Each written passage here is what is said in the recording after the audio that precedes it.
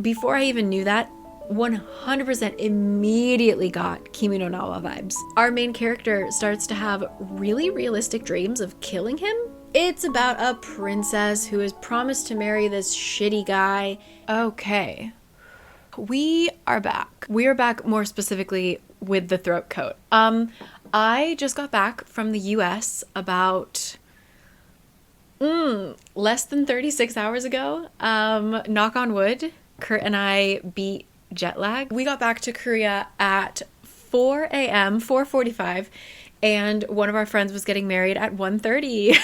So we managed to stay awake all through it. And I woke up at 6 o'clock this morning. So we'll see, but the trip was rough. That was, I swear, the driest airplane I have ever experienced. So just like head to toe, feeling a little weak. Throat coats got me covered here so I can at least talk to you. We're gonna go over the books that I read in January. I think everyone feels this way, but January was excruciatingly long. I feel like that happens every year, but I feel like every year we just forget that it happens. So, January. An interesting reading month. I did not get to my TBR, nowhere near, but that's okay. I'm glad that I read as much as I did. Wow, that seems like ages ago looking at the first book. Okay, so before I completely dive into this, I want to give a shout out to the sponsor of this video. What better time than January, or in our case, February, than to start new things. If you are looking to start any new thing in 2025 and you need an online presence for that, I highly recommend using Squarespace. Squarespace is a wonderful place whether you are trying to host a blog, a shop, even just having a portfolio online, a place to direct customers to, etc. They have really wonderful analytics, monetization features, community features such as email lists and comment sections, attaching your social media accounts. It's just a wonderful service for if you are looking to create a website. I've been using them for years, so there will be a link in the description box. You can go to squarespace.com/caricakes to get 10% off of your first website or domain. Love to you always, Squarespace. Thank you for supporting this channel. Speaking of blogs, let's go back in time when YouTube was barely a thing. It was the time of bloggers. It was the time where I didn't have social media. This first book that I read was truly, whoa, that was almost really bad, was truly the most bizarre experience, like uniquely bizarre. I've had many bizarre experiences with books, but I've never felt the way that this book made me feel.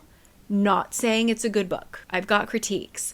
But I want to talk to you about Foster Dade Explores the Cosmos. This was wild because I've never felt so... how do I describe this? I'm getting ahead of myself.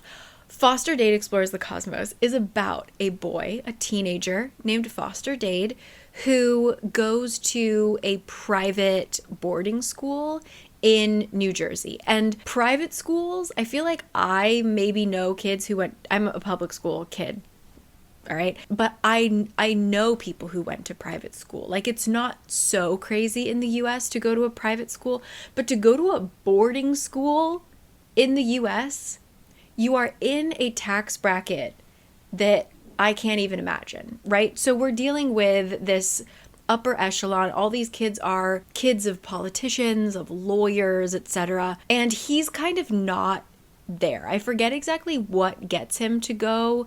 I think his dad, I think he pushed him to go. Anyway, he's just a fish out of water there, right? He can keep up, but just like he doesn't get the social cues, okay? And we follow him through a few years at this school. What's weird about this book is it's written in kind of an investigative journalist POV. We are being told the story through the lens of a boy who moves into Foster Dade's old dorm room. We know that whatever happened to Foster is like a thing of urban legend now. And so this kid, when he finds like these weird post-its and notes and stuff in his room left by Foster, it's like this really big thing. So he decides to like get to the bottom of this and really write down what actually happened to Foster Dade. And so we go on this journey. The first, I'm gonna say 100 pages were really good because I was getting into the writing style, being introduced to all of the characters and the setting and everything. And the one thing that this book does is setting. When I say that I had a uniquely bizarre experience with this book, what I mean is that I didn't feel like I was reading a book. I felt like I was reading my own memories, if that makes sense. I also went to not a high school, but I went to a small private college on the East Coast, which very much had that vibe. There were a lot of kids who like wanted to be either politicians or work on Wall Street, and they came from old money, and they all came from private high schools as well. It was a Catholic school, so we had a lot of people who just went to Catholic school their whole lives. I very much felt like a fish out of water. I have interesting memories from university, but I went to school at that kind of exact time period. So this takes place during, I believe it's 2008 to 2010, and I was in college from 2010 to 2014. So the references that this author puts in this book are impeccable. I can't explain what makes it so different. Like, for example, If I Had Your Face, that is a book that takes place literally on my block. Like, when they're referencing certain locations in that book, I live on that street corner in Seoul. Okay? So, like, I've experienced a book where it's like, wow, yeah, I know exactly what you're talking about. Like when we're talking about setting, like, oh, I've walked down that street in London, I've walked down that street in Seoul. This didn't feel like something I could relate to. This felt like something I had lived. And I think it's also because this is such a tangent. This is going to be my longest chat about a book. I'm so sorry. I think it's also because I didn't go out much in college. I mean, surprise, I was very much a homebody.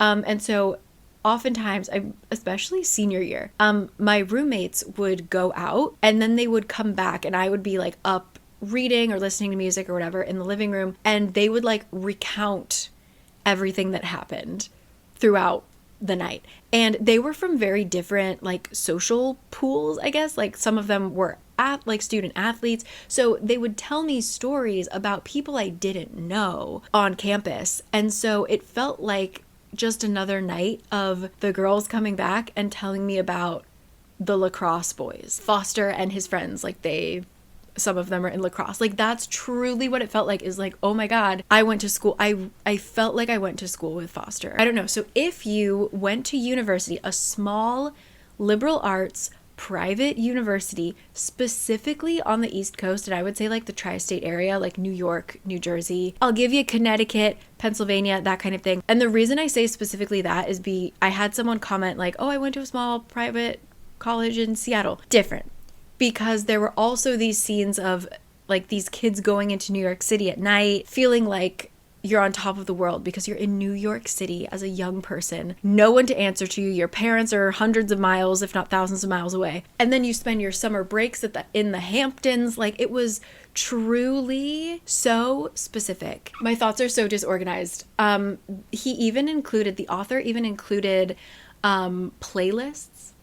He also referenced, speaking of like me not having social media at the time, he referenced like the first ever viral videos. So I don't know if anyone's gonna remember this. The second he said it, I remembered. I wouldn't have come up with it myself, but once it was written down, I was like, oh my God. There's a video that went viral. It was called like the lacrosse bro, and it was just a guy being a stereotypical lacrosse bro, and it went viral. It was in this book, and it was just this moment of like, oh my God. Like there were so many things like that I had forgotten, and it was just stunning to read that. So I will give this book 5 stars for simply being an incredible time capsule of just that moment, just that demographic, just that specific place. The book as a whole, not so much. This book was 500 pages long. Why on earth was it that long?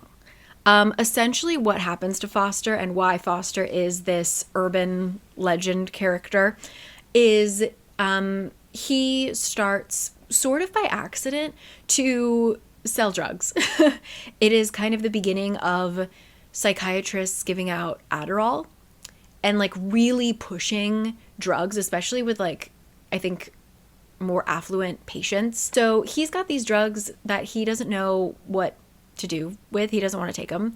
And when his friends start to be like, hey, do you have Adderall? Like, could I have a test. I really need to do well, kind of thing. And then, of course, it just grows from there. But throughout that story, we get these deep dives into characters that we only ever see once again. There's probably like a at least 20-page chapter devoted to the woman who does PR for the private school, like crisis management and stuff like that. She's mentioned in passing one more time. There's a huge chunk of it that suddenly we're in Hong Kong doing hard drugs, and it became so strange, but there were moments of brilliance. So I'm really bummed that there was so much that just should have been edited out, because this did such an amazing thing. I didn't feel transported into the story. I really felt like I was remembering, and I don't know how to describe it. The trippiest experience, and I wanted to live in it. Like, I would put the book down and I'd be upset that I wasn't in my college dorm, you know? Wild. So if you were living in a dorm on the East Coast, anytime between 2008 to 2014, and you want to kind of have a weird experience, Foster Dade Explores the Cosmos, put it down after 200 pages, probably. Incredible what it did to my brain. Okay, I promise to be a little more concise with my words for the next ones. That one, I read that, now it's been over a month, and I'm still just like, I would love to get that feeling back. Wow. Okay, next up is The Proposal. Gonna be honest, I picked this up because I loved the cover. I tried to read another book by this author and it didn't hit, but The Proposal seemed shorter. And according to the back of the book, it said it was a romance, or like a space opera / romance. And I was like, okay, let's try this out. No, I simply don't think this author is for me. It's supposed to be a letter, a series of letters to our narrator's girlfriend who lives on Earth versus our main character who lives in a spaceship. And there is war breaking out, or there's like a mutiny maybe happening. I forget now exactly what was going on, but there wasn't anything romantic about it. It was really more about politics and military strategy. I just didn't follow and didn't really want to follow. So I finished it, but begrudgingly, and it was short, but it just wasn't what I wanted to read, unfortunately. So that was The Proposal. And then I got into my book of the months from January. I read A Sea of Unspoken Things. This is by Adrienne Young, who I love. Adrienne is one of the few authors that I enjoyed her young adult work first, and now that she switched into adult, I also enjoy it. Her adults have been hit or miss, but when she hits, she hits. The Unmaking of June Harrow, I always want to say the wrong one. Impeccable. So I was very excited to read Sea of Unspoken Things. This is about a girl who goes back to her hometown somewhere in the Pacific Northwest because her twin has died, and she needs to get to the bottom of this. She feels haunted by him. She doesn't feel like he's resting, and so she needs to kind of tie up some loose ends. We follow her through this mystery. She has not been back to her hometown since she left for college, and we start to kind of follow all of those threads. I find this book difficult to pinpoint in terms of genre. I think it was kind of meant to be a thriller, but it moved way too slowly and it really wasn't thrilling. I would say, if anything, it's more of just a drama. I did really like it. I liked the act of reading it. The atmosphere was impeccable. I felt like I was in this rainy town surrounded by really tall trees. She totally captured that. But in terms of after reading it, looking back, I didn't necessarily love the story. Happy to have read it, but it's not going to stick with me like June Harrow did. This one was interesting. There were so many, I don't like how it ended. I don't know. Maybe I should reread it. I'm not sure. It was, interesting in the act of reading it. Honestly, now having just recently rewatched the first season of Twin Peaks, it kind of feels like it could have been a smidge inspired. I would picture this happening in Twin Peaks, actually. Yeah, so if that entices you, there's no red room, but you know. The Sea of Unspoken Things. After that, my next book of the month, I read The Favorites. By the way, I have already given away all of these books. I had them physically. They are now gone. We had a book event. We had a little book swap here in Seoul. So if you brought The Favorites home, I hope you're enjoying it. But The Favorites, this, I don't know if it has translated over to BookTube, but on booktok/Stagram, this has been going viral. I talked about it in the last video, but I've seen a really interesting mix of people talk about this book. People who don't necessarily veer towards romance. And see, I thought that this was a romance. So I was very interested in why on earth so many people were like shaken by this book and like obsessed with this book. I don't quite get it, but let me talk to you about it. It is about a ice skating team, ice dancing team. They met when they were very young, and they've just been taking the ice dancing world by storm in that they're very like self-taught. They're kind of hillbillies. Like they don't have money to make amazing outfits. They've just got pure charisma and talent, and especially them together, immediately the relationship feels toxic as hell, but they are obsessed with each other. Okay. This is kind of a retelling of Wuthering Heights to give you that background, but we follow them in kind of a Daisy Jones and the Six way. We're telling the story, but we're looking back at it through the lens of a documentary. So every chapter we get a little bit of interview transcript, and it's all centered around something that happens during the Olympic Games. So we know there's some kind of scandal or just huge event that happens that kind of tears their world apart at the Olympics. The pacing of this book, it was written in such a way that I couldn't put it down for better or for worse, just because shit kept hitting the fan. There was never a point where I was like, oh, okay, that little bit has been solved. Let me put this down, come back to it later. It was like never ending toxicity, stuff that like I didn't think it was going to be that bloody. Like it got really strange, but you know what? Like I said, couldn't put it down. If you love reading about people who are ambitious to the point of they will destroy their own lives in order to get what they want, this is for you. I just don't really get the hype, I guess. The ending especially was really strange. It kind of, I don't want to spoil it, but there's almost like a assassination attempt. I don't know. I just feel like the way that people are talking about it doesn't quite match up with what I read and how the book made me feel. And that's okay. But yeah, that's The Favorites. I feel like if you liked Daisy Jones and the Six, maybe, or it felt like this honestly could have been written by like a Taylor something, this author, right? It felt kind of like that, but like extreme toxicity through and through and through. Let me know your thoughts about The Favorites, because I haven't heard anyone say that they didn't love it. I didn't love it. So that's The Favorites. After The Favorites, I've been trying to clean up my Kindle. I have a lot of books that I have purchased that are just sitting there. And one book that I bought a while ago that I haven't read is Yumi and the Nightmare Painter. Yes, Yumi and the Nightmare Painter. This is another one of Brandon Sanderson's COVID Kickstarter books. I really enjoyed Tress of the Emerald Sea, and so I was excited to read some more of these projects. And so I very quickly read Yumi and the Nightmare Painter. This was a pretty easy one to read. Before I even read the acknowledgments, because Brandon Sanderson does point to this as inspiration in his acknowledgments, before I even knew that, 100% immediately got Kimi no Na wa vibes.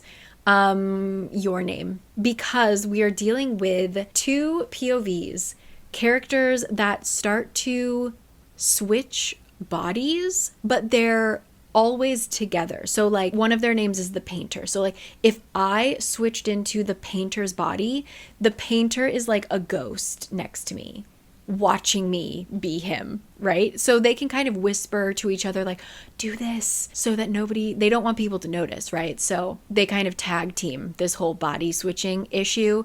And it's sometimes I'm not going to go into it. Immediately got Your Name vibes, because it doesn't seem like the timelines match. Are they from different planets? Are they from different countries? Are they from different times? Like, who knows? They don't know. So yeah, I think it was absolutely written with your name in the back of his mind. I didn't mind it as a story, but I really think that I just wasn't the audience. This felt like a book that could be really healing and therapeutic to a very specific person. Each of the characters are dealing with different things, but specifically the painter is dealing with, he made a mistake in his past and he was completely ostracized. That feeling of gaining respect back, I think, is a really valuable thing. And like in different times of my life, that would have been a really good book to read. But just right now, it felt, I was just like aware of like, wow, this would have been a good book to read at X time, you know? It didn't hit as much as I think it could have. It wasn't quite as strong as I wanted it to be. There was a lot of like bathing. I don't want to go into it. There were just some like weird things in this book. It was fine, but I would put this not on the top of my favorite Sandersons that I've read. That's Yumi and the Nightmare Painter. Oh my god, our next book I completely forgot. Like, I remembered that I read it, but I forgot that I read it just in January? That's wild. Time does not exist. Anyway, I read Son of the Shadows, apparently. This is the sequel to Daughter of the Forest, which was one of my favorite books of last year. This author writes, granted, these books I think were written in the 90s. I can't put my finger on it, but just the way that she writes is so enchanting and I'm so drawn in. It feels like a fairy tale and it feels, there's some level of nostalgia to it. I don't know what it is, but I love it. And so even though I ended up not loving the plot of Son of Shadows, still really enjoyed the reading experience, if that makes sense. I can't tell you much about it because this is a sequel. So we are following the daughter of the couple in Daughter of the Forest. So like Daughter of the Forest 2.0 is Son of Shadows. So I was very confused because I went into this thinking Son of Shadows, it's gonna be about a son. So I was waiting throughout this whole book. I was kind of dreading switching away from who was our main character in the beginning. I was like, oh my god, oh no, something's gonna happen to her and we're gonna end up following some dude for the rest of the book. And we don't. It does make sense. The title eventually makes sense, but we are following another daughter. Again, I don't want to spoil anything, so I don't want to tell you too much of the plot, but this is similar to Daughter of the Forest. It contains so many elements that I don't like, but I feel like hopefully the payoff will be worth it once I finally finish this series, because we have this kind of in the background, the fae, the folk of the forest, have this kind of grand plan, like this immortal other scheme that's going on. And so we're following the mortals that live on this land and have kind of promised to be stewards to this land and take care of it and everything, while the fae are doing their own thing, like working on a totally different time frame. And so our story, even though it feels like, I mean, this is their entire life, right? Like to our main character, this story is their life, a huge thing. But when you zoom out, they're actually just tiny little pieces on the Fae chessboard. So these beloved characters from the first book, you think that they're going to have a happy ending because like that's the book. They went through their trials and tribulations and we got to the end of their book and happily ever after. Yes. And then you get to the sequel and they have to go through shit all over again. And it's just like, you're not guaranteed a happy ending. And it doesn't matter because you're just a human and there's other people pulling strings. I don't know. I had a really rough time. I'm just warning you, if you get into this series, you are going to be so attached to these characters and then they're just fragile little humans. And so they're going to die. They're going to get sick. They're gonna be sad. They're gonna make bad choices. Anyway, Son of Shadows. I'm thankful for the experience fully because I love reading fantasy, but I feel like nowadays we're getting a lot of kind of formulaic stories, and this series is so unique, and it's still a fantasy with all these elements that I love, but the story takes turns that I would never expect a kind of more modern fantasy to be doing. So thankful for it. as much as it hurts me, that was Son of Shadows. If you haven't read Daughter of the Forest yet, look up trigger warnings for all of these books. But wow, yeah, that was a rough one.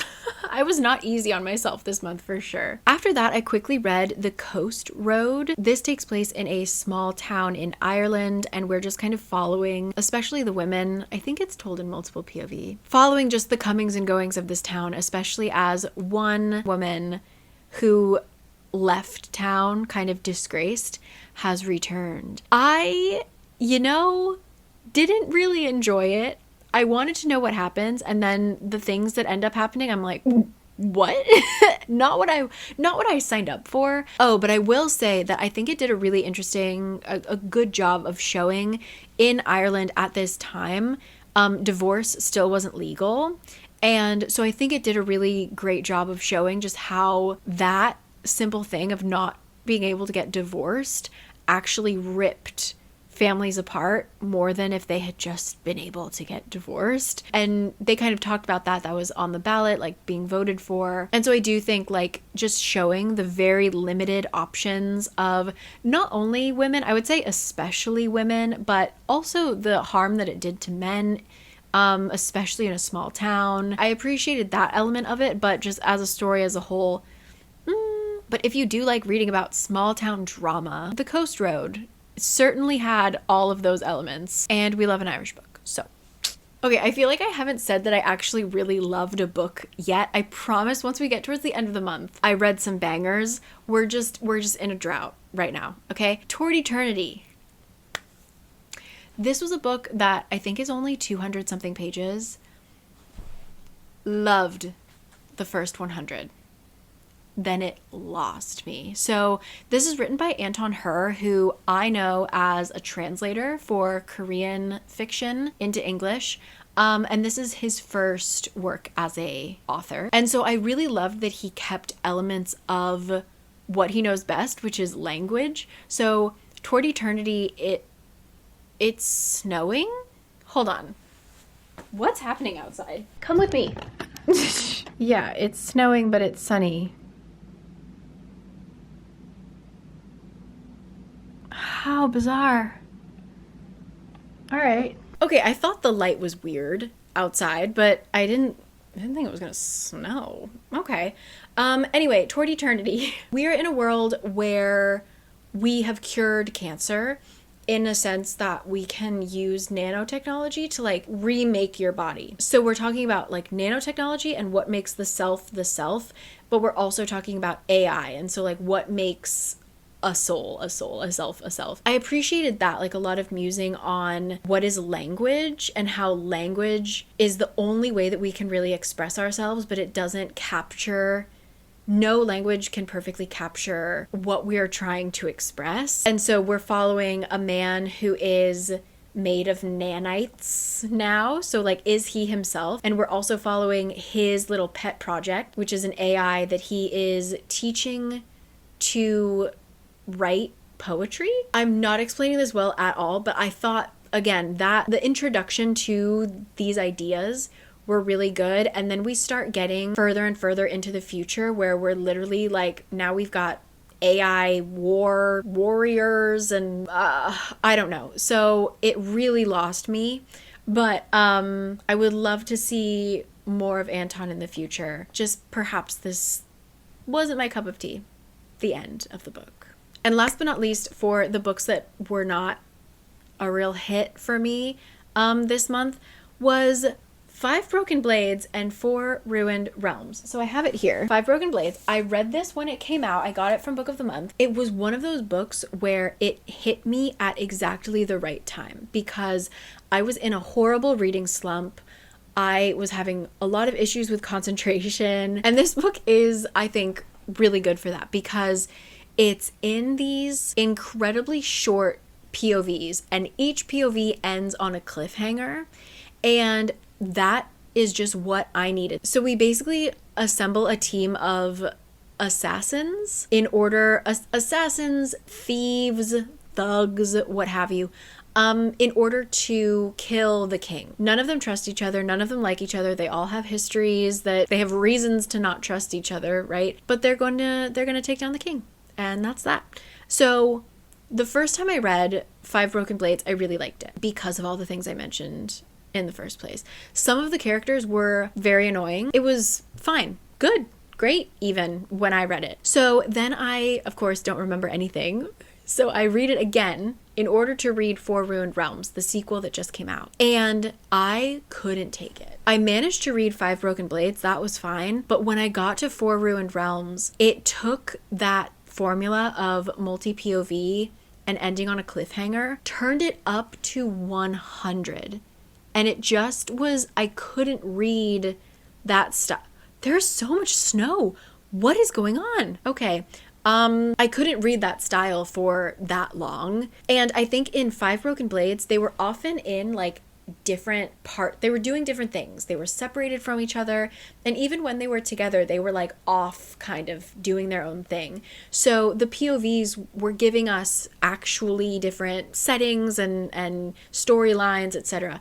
But for Four Ruined Realms, now they are all together. The gang is back in business, working together on another kind of heist. So oftentimes the POVs would overlap and we would get the same scene in like 5 different POVs. And it just, and the cliffhangers were like getting corny. They were getting kind of stupid, if I'm going to be honest. So I ended up DNFing it at 43%. I had other books I wanted to read before my trip. I wasn't going to waste my time on it.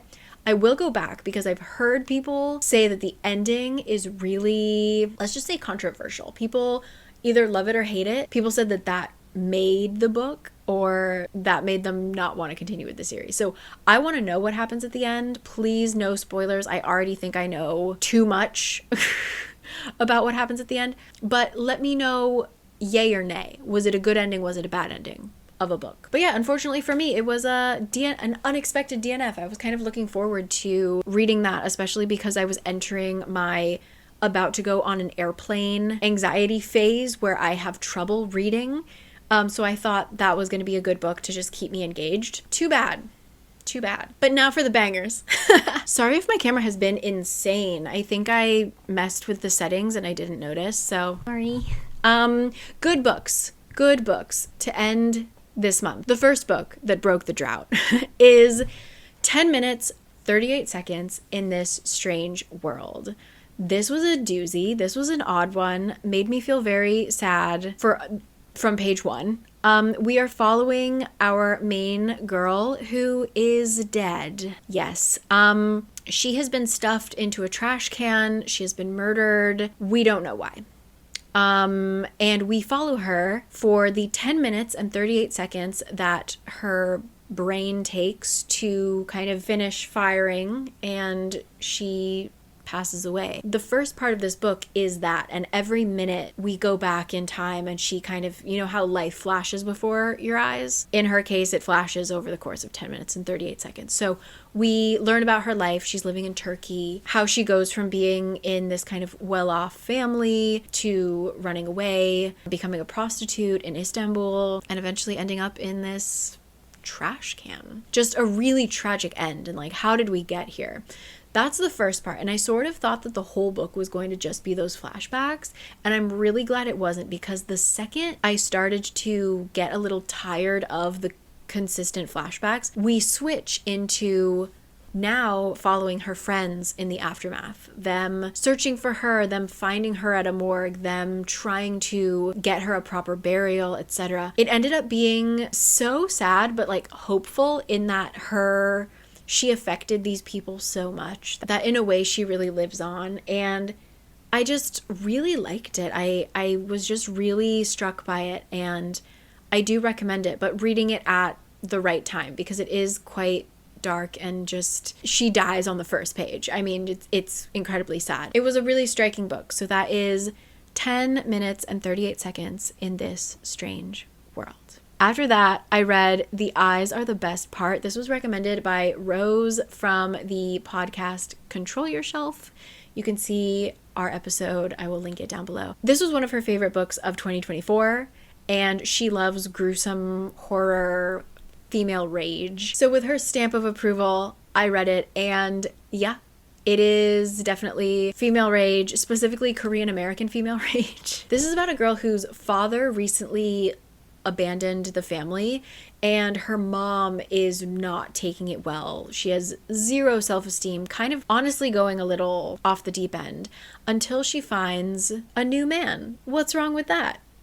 A lot, because this man is a gross old white man who, just because he was in the Korean War, thinks that he knows so much about Korean culture and is just a fetishizer and piece of shit. Our main character starts to have really realistic dreams of killing him, and we start to wonder what are dreams and what is reality at some point in the book. It's gruesome, it's gross, it's horror. And I recommend, I would say, especially if you're an Asian American woman, like the way that stepdad character is portrayed, but then also the way that there's this other character who's like a guy who pretends that he's a feminist, and that's like his whole personality. Both of those characters, I feel like, would be a really satisfying read, to just see them ripped to shreds. So yeah, the eyes are the best part. Juicy. A good time. For sure. And then as I was getting in my full panic mode for like, I'm about to go on an airplane, I'm about to go on a really big trip, I decided to pick up a romance. Usually I only read those on an airplane. This time I was like, no, I need one before. But this one took me by surprise, because I don't know why, but when I think of romance, automatically I think of rom-com. I usually, going into a romance book, am thinking I'm gonna get funny, I'm gonna get happy ending, and I'm gonna get cozy good feels. This was my fault. And I loved this book, so don't freak out. But I read, finally, 7 Days in June. This is not a funny, comfy, cozy, happy ending book, okay? Just warning you. This is much more of a romantic drama than a romantic comedy. Were the characters funny though? Yeah, they were. They made me laugh. 7 Days in June was intense. We are following a author. She's known for writing this kind of dark fantasy, I believe it's vampires series, a vampire and a witch book series. And she's kind of done, honestly. She wrote those just like in her college dorm for fun, and they accidentally kind of took the world by storm. She wants to write other things now, but that is what brings in the money, and she has a daughter to support, so she's just kind of one track mind. She's like, I've gotta pay the bills, you know? Write the vampires. And when she gets invited to talk at this one panel, because there was a schedule mix-up, and she runs into this other incredible author, we learn that they have a history, and he wants to revisit that history and figure out what went wrong. So it turns out that these two know each other simply over the course of 7 days in June in high school. And that week completely changed their lives, and they've like never forgotten each other. And so we're kind of taken on this journey of flashbacks to find out what indeed happened in those 7 days in June, but also how do they connect now after so much time has passed, after they've lived so much life. And we kind of go around New York City with them in present day as well, and learn who they are now. And it was really beautiful. It was very dark. I was just kind of shaken by thinking I was going into like a lighthearted hoo-ha rom-com and got 7 Days in June. This was dark and intense, and in some parts devastating, but it was all worth it. Like, it was a beautifully written book. I don't think I've read a book that made me feel torn in so many different directions. The epilogue is ridiculous. Like, I can't believe, talking about how romances need to have a happy ending, she drags us. Like, I was in physical pain reading the epilogue, because I was just like, how is this going to end? How are you going to wrap this up? What are you going to do to me as a reader? You'll be okay. I survived 7 Days in June. I think if you don't usually read romance and that has turned you off from this book, this is much more, I would say, of literary fiction. I was in bed prepped for my rom-com, and I was like sweating and stressed and crying. Like, 7 Days in June. Excellent book. Kurt just texted me, very weird snow. Yes. It has stopped, by the way. How bizarre. Okay, but after that, I finally got on my airplane, and I managed to sleep quite a bit more than I thought I was going to, so I only read one romantic comedy on my flight, which is what I normally do. And I finally read A Lady for a Duke. So I had already read boyfriend material by this author. This is by Alexis Hall. It was fine. You can watch my ranking romance video. I think it was the last video I posted. You know, whatever. A Lady for a Duke felt like it was written by a different author, and I mean that in a complimentary way. This takes place in the Regency era. We're following a woman who is going to her old childhood best friend's home because something has happened to him that has just destroyed him. He has been in this deep depression for over a year, maybe even 2 years. This is after the Battle of Waterloo. He has lost someone that he loves, and he just cannot function. The reason that this is a problem, not only because our main character loves her childhood best friend and wants him to be happy, right?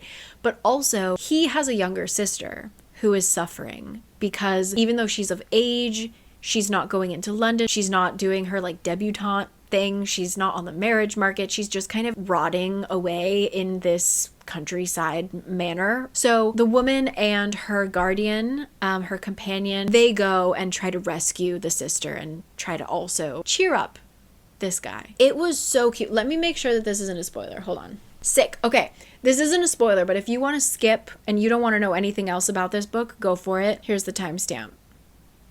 Get out. Thanks. Okay, so the actual whole story is that Viola, our main female character, is a trans woman. And so she actually died in the Battle of Waterloo. So she and her childhood best friend were soldiers during the Battle of Waterloo, got separated, she was assumed dead, and she used that as an opportunity to kind of shed her identity as the son of a lord or whatever she was going to be, right? And become Viola. She lives with her brother and her sister-in-law. They understand, they're protecting her, but she's kind of like, listen, I'm just gonna lay low. And in order to do that, she had to keep up the myth that she died. And so she has her childhood best friend just ripped apart. He lost his best friend. And he thinks it's his fault, you know, part of it. So how can she hold on to this secret and this new life that she loves and she cherishes, but also comfort her best friend who is suffering because of the choice that she made, which arguable, which the book goes into. So just really good. Really good. The brother and sister-in-law are laugh out loud funny. I was giggling on the plane. I do think it was a little bit too long.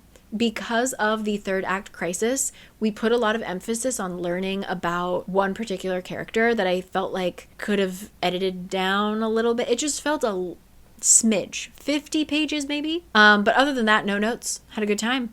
Had a great time, in fact. A Lady for a Duke. And did I just see that there's going to be a sequel? Are people just Googling this to piss me off? Why does it say series? Okay, I guess not. People are just Googling things to make me angry. Lady for a Duke, ladies and gentlemen. After that, I ended up not finishing this, but a book that was very interesting to start. It's A Plague of Doves. At this time, I was back in my parents' house in Pennsylvania. My mom's a retired librarian. She curates bookshelves for the guest room. For the guests that come in, you will have a bookshelf curated for you. I was looking at my bookshelf in the room that we were staying in, and I saw A Plague of Doves. This is a story told in multiple POVs. This is about a community that suffered or experienced a murder of an entire family, and they pointed the finger at certain individuals, and throughout the story we learn whether or not that is true and what that specific event did to the entire community. This takes place in North Dakota, and so a lot of the characters in this story are Native American, and so much of the hardships in this community are struggles between settlers, colonists, and the Native Americans. This ended up being a case of one POV being more interesting or more engaging than the others. So I really liked the first POV. I was completely drawn in. But once we switched, I suddenly lost interest, unfortunately. So if that sounds interesting to you, kind of uncovering the truth of an event that haunts this small town with the backdrop of this conflict of Native Americans and settlers. It was beautifully written, and it was a good book to read in little bits. Like, while we were home, it felt very much like we were home for Christmas. You know, it was our Lunar New Year. So we were just very lazy, laying around the house, eating a lot. That's all we did. So it was a good book to read in just small, lazy bits throughout a week, you know? So I wonder if I had read it maybe in a different mindset, I would have finished it, but that is A Plague of Doves. And then the very last book. I'm not going to say too much about it because I'm already planning to make an entire rant review. This, all right, it wasn't that bad. It wasn't that bad. It was more of like, this should have been really good. What happened? One of those. So this is 1,000 Heartbeats by caricakes. So I'm not really on TikTok. I kind of post and then I leave. But I just so happened to, on my For You page, someone posted like a picture of like a princess with a sword and a knight. Whatever, okay? It doesn't matter. Someone was just like, I want a book with this vibe. And I was like, I too want a book with this vibe. So I scrolled through the comments. The first comment had like 10,000 likes or something insane. And it was recommending 1,000 Heartbeats. And I should have learned my lesson. Like the last 5 books I've gotten from the comment section of BookTok. This was so frustrating. So this is by the author of The Selection. So I was going into it thinking like, this might not be top class, but it's going to do something to me because The Selection famously resets my brain chemistry. If I'm in a reading slump, read that series, boom, I'm back, baby. Like, I don't know what it is. So I was expecting to be taken for a ride, right? 1,000 Heartbeats is a enemies to lovers, dual POV, fantasy, what have you, that had all the ingredients there, told with the strangest pacing. The romance was like not even there. And the whole point of this book is the love story. What happened, Keira? So yeah, I'm gonna make a whole video about it. It's about a princess who is promised to marry this shitty guy, and then this other country, how do I even describe this? This band of warriors that have been exiled or something that want to come in and take over her kingdom, and the leader of that group kidnaps her and they probably fall in love, right? I can't even really tell you what the story is about because like they aren't exiled bandits. I can't.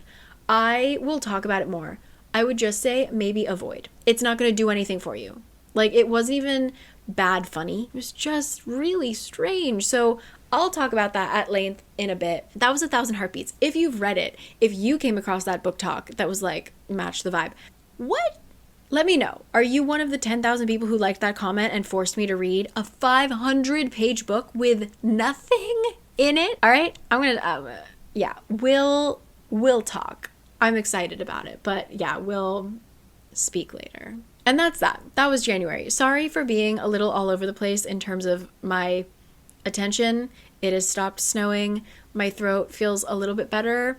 Hurts in a different way. My hair was bothering me because I slept on my wet hair and it just poofed up.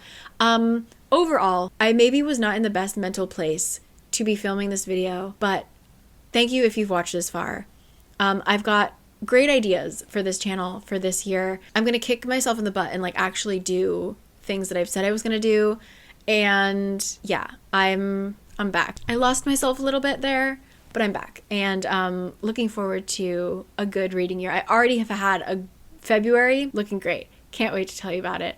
Yeah, so I will catch you guys in the next one. Let me know. A lot of people have said that they're not seeing my videos here on YouTube. I don't know what to do about that. If you have your notifications on, could you let me know if you get them? Because my mom has notifications on and she gets them like a day or two late. Just let me know. Are you seeing my stuff on your homepage? If you are, what are you doing? Do you watch me all the time? what can I do? Because this is like a very sudden thing on my channel and I'm not loving it. So yeah, if you feel like you haven't seen me in a while, I've been posting. Maybe check my channel if you've missed anything. So yeah, let me know about that too. And either way, excited for what the future holds. And I will see you guys next time. Thank you again to Squarespace for sponsoring this. Once again, squarespace.com/caricakes. Get 10% off of your first website or domain, all that info down there. Let me know about the favorites. Have you read Foster Dade? Did you feel transported? Did you feel like you were remembering a book? How weird. Have you read 1,000 Heartbeats? What the heck was that? Etc. Let me know your thoughts. What are you reading? What are you looking forward to? I'm going to take a momentary jet lag nap and I'm going to edit this up and send it out to you. So I will see you later. Okay? Bye.